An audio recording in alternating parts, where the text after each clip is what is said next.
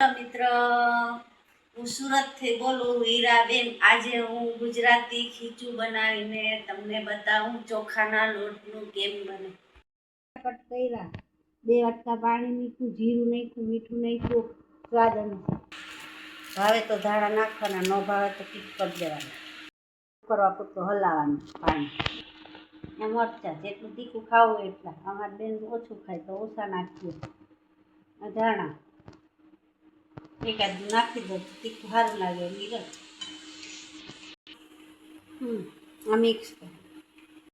ખીચું પાપડ બનાવવાનો ખારો આવે ને એ ખીચામાં નાખી તો મસ્ત બને।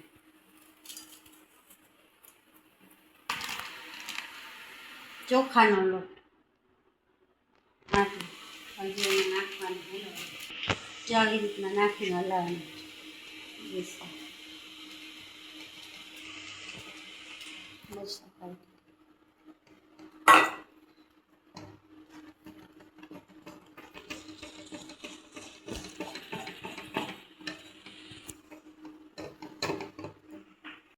અને આ રીતના હલાવ્યા કરવાનું જ્યાં સુધી ખીચું ન બને, બફાય ત્યાં સુધી।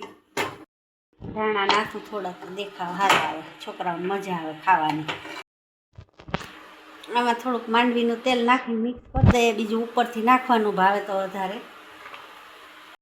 ખીચું રેડી। હવે આમાં તેલ માંડવીનું નાખવાનું આ રીતના, તેલથી બહુ મસ્ત લાગે તેલ નાખીએ ને। મસાલો નાખ્યો ને જુઓ ખીચું।